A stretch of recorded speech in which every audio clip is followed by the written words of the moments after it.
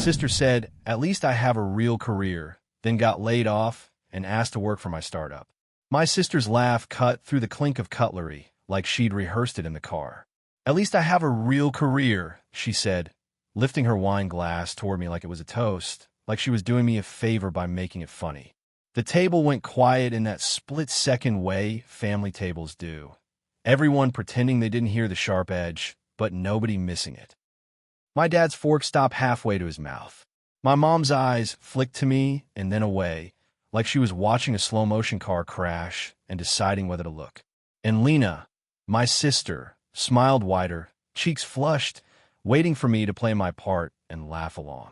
I felt the heat rise up my neck like a tide. My hands were still wrapped around my water glass, cold condensation dampening my fingers, and I realized I'd been holding it too tight because my knuckles ached. "What do you want me to say?" I asked, and my voice sounded calmer than I felt, like it had slipped into that numb customer service tone I use when someone's being rude in public. Lena leaned back in her chair, ankles crossed, all effortless confidence, the kind she wears like perfume. "Nothing," she said too quick. "It's just, startups. Founder." She did air quotes, and our cousin snorted. My mom gave a small, strained laugh like she was trying to fill the space before it became a fight. My dad stared at his plate. Across from me, my boyfriend, Qley, shifted his knee against mine under the table, a tiny, grounding pressure that made my throat tighten because it felt like permission to feel what I was feeling. It was a Friday night dinner at my parents' place, and it wasn't even supposed to be a big deal. We were celebrating my dad's birthday, one of those low-key family things where my mom makes too much food and everyone pretends they're not counting how many times my aunt says back in my day. I brought dessert. Lena brought wine. And somewhere between the roast chicken and the second time my mom asked Lena if she'd met anyone nice yet, Lena decided the mood needed a target, and I was the easiest one because my life doesn't come with a neat job title people respect on site. For context, I'm not unemployed. I'm not playing business. I run a tiny software startup with 4 people, including me. And when I say tiny, I mean we all share a co-working space that smells like burnt coffee and printer toner, and our conference room is just a glass box with one wobbly table and a plant that keeps dying no matter how much we water it. We build scheduling and inventory tools for small clinics, dentists, physios, day surgeries. The unsexy stuff that actually pays if you do it right. It's not the kind of startup that gets you on magazine covers. It's the kind where you spend your mornings answering support tickets and your afternoons trying to convince someone named Gary to stop writing their password on a sticky note. I used to have a real career. Corporate product role, salary, benefits, a manager who liked using the phrase circle back. I quit 2 years ago because I couldn't stand the feeling of being slowly sanded down into a person who only existed to hit quarterly targets. I took my savings, built a prototype, got rejected by investors, got a small grant, signed our first client, and then spent a year waking up at 3 a.m. convinced I'd ruin my life. The company is real. The work is real. The stress is very, very real. It just doesn't look like Lena's LinkedIn. Lena, meanwhile, had the kind of job family members brag about to strangers. She's in tech, my mom would say proudly, like it was a brand name. Lena worked in marketing at a large company, wore blazers that always fit perfectly, and could talk about strategy in a way that made older relatives nod like they understood. She also had a habit of treating my choices like an extended phase she'd outgrown. At dinner, after her real career comment landed, I did what I always do. I didn't react the way she wanted. I didn't cry. I didn't clap back with something dramatic. I just put my water down carefully and said, "Okay." Lena blinked like she'd thrown a dart and hit foam. "Okay," she repeated, voice rising slightly, like she wanted a bigger payoff. "Okay," I said again, "if that's how you feel." My mom immediately pounced on a safe topic. "Who wants more potatoes?" she chirped, already half standing, spoon in hand. My dad cleared his throat and talked about the footy. Qley squeezed my knee again, and the dinner moved on, but the air stayed thin and weird. Lena smirked in her wine, satisfied in the way someone is when they've established a hierarchy without anyone calling them on it. After dinner, While Lena was in the living room showing my aunt pictures from her last holiday, my mom cornered me at the sink as I rinsed plates. She didn't mean it, my mom said softly, like it was a ritual line she'd said my whole life.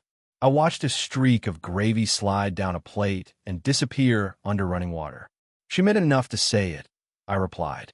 My mom sighed, the heavy, tired kind. She's just worried about you. I turned the plate in my hands, feeling that familiar spark of anger that always comes right after hurt. No, I said. She's not worried. She's embarrassed. Those are different. My mom's mouth tightened, and she glanced toward the living room like she didn't want to be caught choosing sides. Please don't start anything tonight, she whispered. And there it was. Don't start anything. The family motto. As if the anything is always the reaction, never the provocation. So I swallowed it. I dried my hands. I hugged my dad. I hugged my mom. Lena hugged me last, perfumed and airy, and whispered, seriously though, you should have a backup plan, like it was sisterly advice and not a knife. 2 months later, on a Tuesday morning, my phone lit up with Lena's name while I was sitting on the floor of our tiny office, laptop balanced on my knees, trying to untangle a bug that only happened for one clinic in Adelaide, and only on Tuesdays. I almost didn't answer because we were mid-crisis and Lena's calls usually meant emotional labor disguised as quick questions.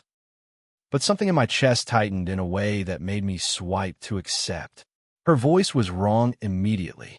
Nobody doing, noticing, just breathy and thin. Hey, she said. Hey, I replied, sitting up straighter.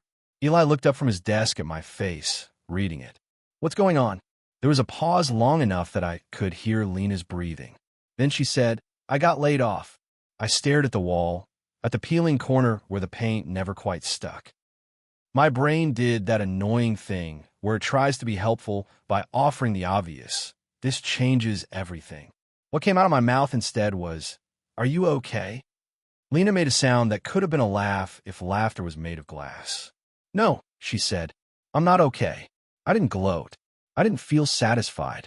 I felt a complicated pressure behind my ribs because this was my sister, and even when she's cruel, she's still my sister. What happened? I asked. Restructure, she said.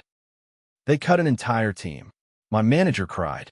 HR was nice about it, which somehow made it worse. Her voice wobbled on the last word. They gave me a package. Not amazing. I pictured Lena in a sterile meeting room, trying to keep her face composed while someone read scripted empathy. It made my stomach turn. I knew that room. I'd been in versions of it. I'm really sorry, I said, and I meant it. Yeah, she whispered. Then, like she'd been holding it in and couldn't anymore, she added, I need to figure out what to do. Over the next week, Lena oscillated between spiraling and pretending she wasn't.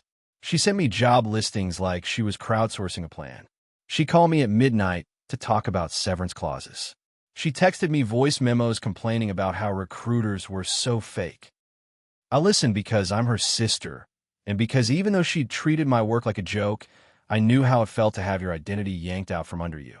Then, on the following Friday, 1 week after the layoff, she asked. We were on a call, and she'd been quiet for a while, the kind of quiet that means she's rehearsing something. So, she said finally, I've been thinking. I leaned back in my chair, already bracing. Okay, what if, she said slowly, I worked with you? Like, at your startup. I didn't answer right away because my brain did a full-body reaction before it formed words. My stomach dropped. My shoulders went tense. Eli looked up again like he'd heard her through my phone. Lena rushed on. Not forever. Just until I find something. But I could help with marketing. Messaging. Sales collateral. You're not. She stopped herself, then corrected. You're not bad at it, but you know. You could use someone with my experience. I stared at the list of support tickets on my screen, the ones we still hadn't resolved. The urge to laugh bubbled up, not because it was funny, but because it was so wildly, perfectly, painfully on brand. 2 months ago, I was basically playing Founder. Now I was potentially her safety net. I inhaled slowly. Lena, I said, what exactly are you asking? A job, she said like it was obvious. A salary. Part-time, maybe. I don't know. Something. There was a silence where I could hear her waiting for me to be the bigger person. I could also hear my own pulse in my ears because suddenly all I could see was that dinner table, her wine glass raised, her voice saying, "At least I have a real career." I didn't want to punish her for that comment. I didn't want to turn into the kind of person who hoards power when they finally have it. But I also didn't want to invite someone into my business who didn't respect it.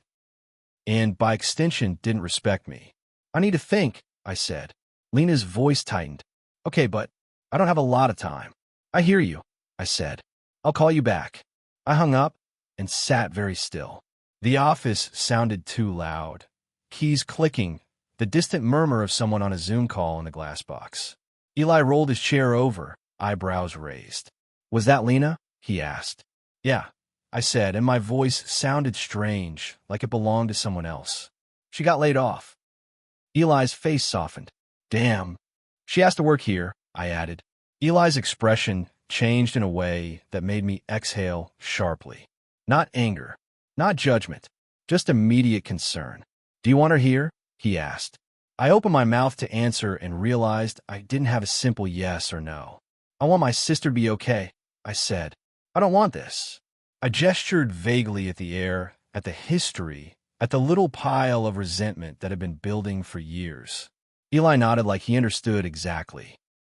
"If she's here, she's not just here as your sister," he said gently. "She's here as a teammate. That changes things." That night, I didn't sleep much. My brain kept looping between compassion and anger. I kept imagining Lena sitting at one of our desks, talking over people, rolling her eyes at our scrappy systems, treating my team like they were beneath her. Then I'd imagine Lena crying in her apartment, terrified, and I'd feel guilty for even thinking those things. The next morning, my mom called. "Lena told me she might work for you," my mom said, voice bright with relief like she'd already decided this was the happy ending. I closed my eyes. "She told you that?" "She's stressed," my mom said quickly. "This could be perfect. It would be so nice for you two to, be close." I laughed once, sharp and tired. "Mom, it's a company, not a scrapbook project." My mom made a small offended sound. "Don't be like that. You have an opportunity to help your sister." I felt the familiar squeeze in my chest. Help your sister. Translate. Sacrifice your boundaries so we don't have to feel uncomfortable. "I'm not saying no," I said. "I'm saying I need to do this properly." My mom lowered her voice. "Just don't hold a grudge," she murmured. "She didn't mean those things she said." I stared at the ceiling. "She didn't mean them," I said quietly. "And I'm not doing this if she's going to treat me like a joke again." My mom sighed like I was being difficult. "She's humble now." That word, humbled, made my skin prickle. Like suffering is what finally makes someone worthy of empathy. I called Lena that afternoon and asked her to meet me for coffee.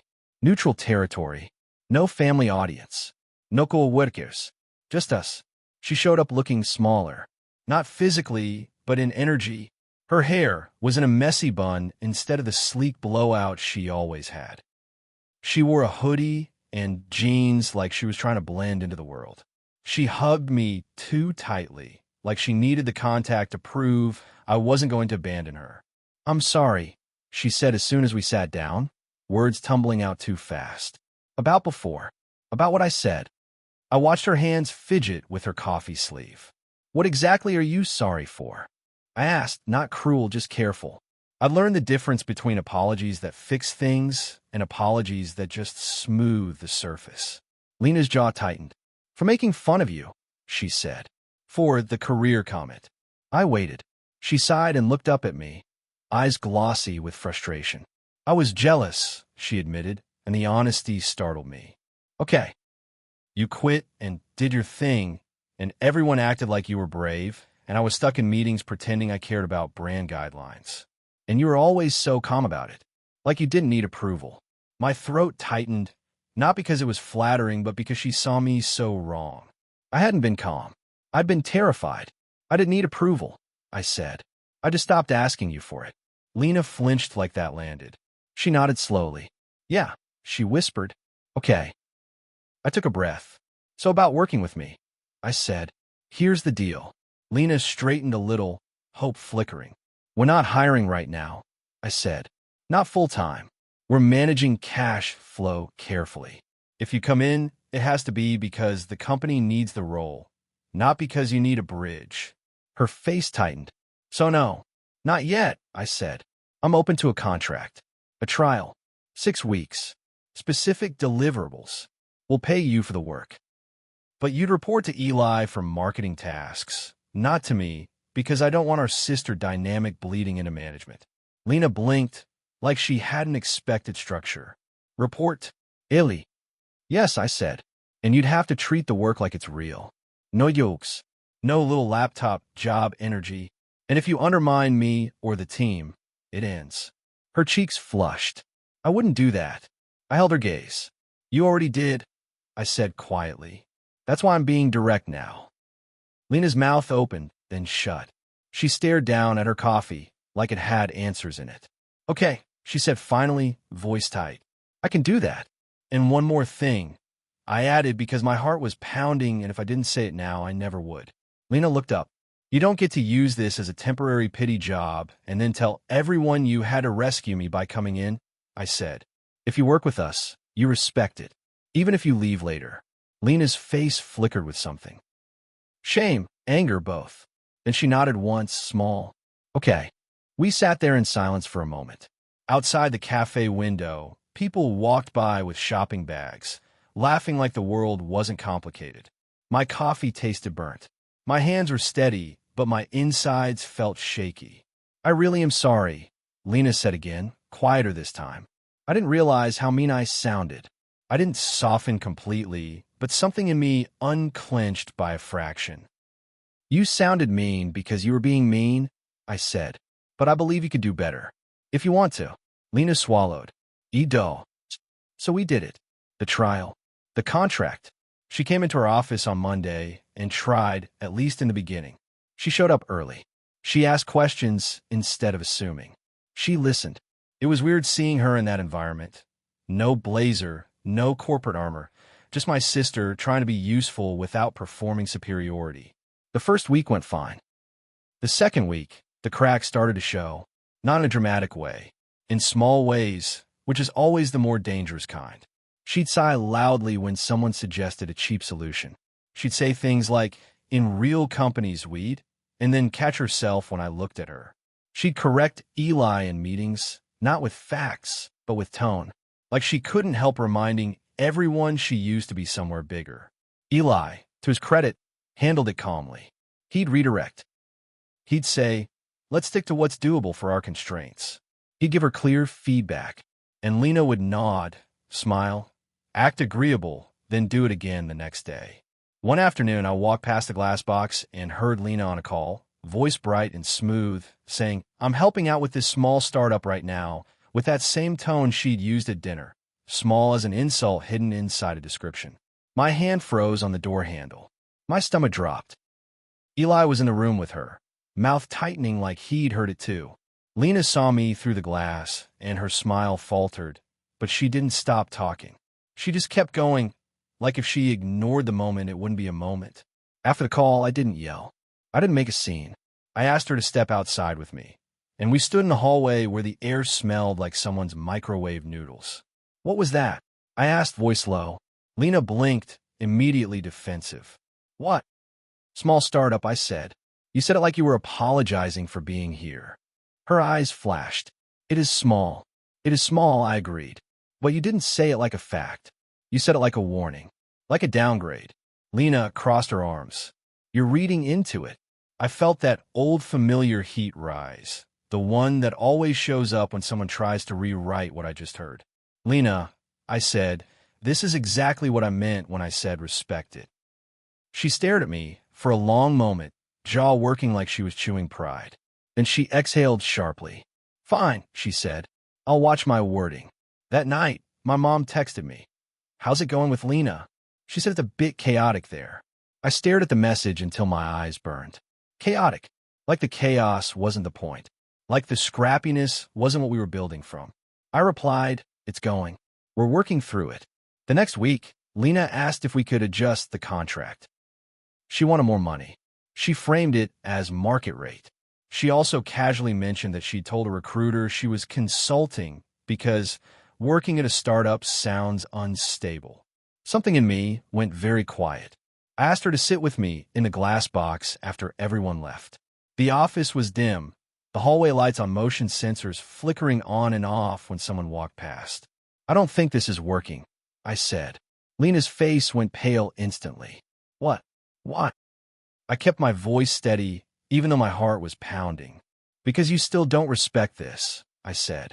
And you're treating it like something you tolerate, not something you contribute to. That's not fair, she snapped. And there it was, Lena's old energy, sharp and defensive. I've done a ton of work for you. You've done deliverables, I said. Yes, and we'll pay you for them. But you're also undermining morale. You're making little comments. You're positioning yourself as above it. And I can't have that. Lena's eyes filled fast, anger and panic colliding. So you're firing me, she said, voice breaking. It's a contract ending early, I corrected gently. And it's not because you got laid off. It's because you're not a fit. She stared at me like she couldn't reconcile the roles. Sister, boss. Then her face twisted. You're doing this because of that dinner, she accused, voice rising. You never got over it. I felt something in my chest tighten, not with rage, but with sadness.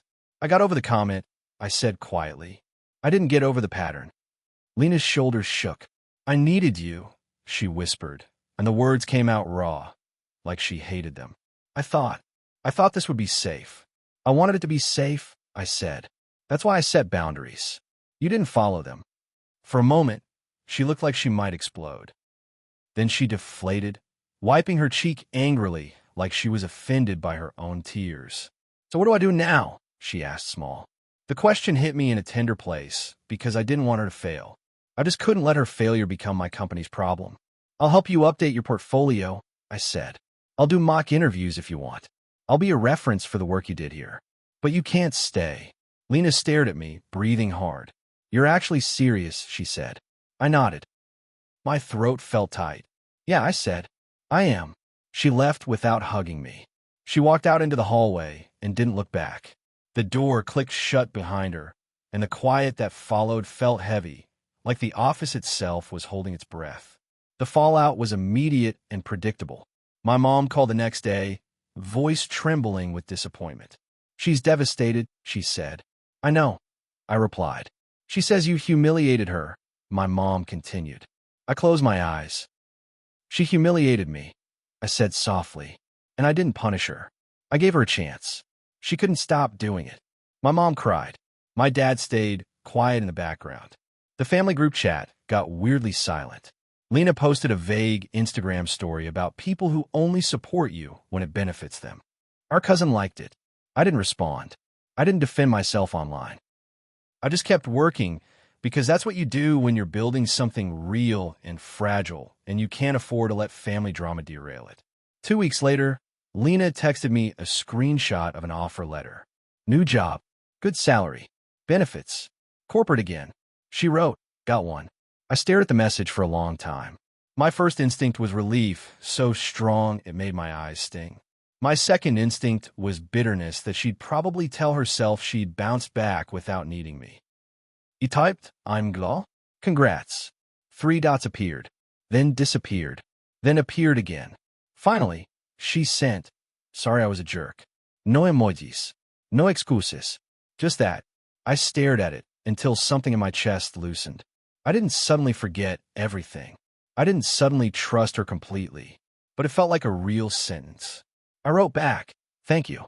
I'm sorry it had to get so messy. She replied, me too. I didn't know who I was when I wasn't the successful one. And that, more than the layoff, more than the job request, was the real story.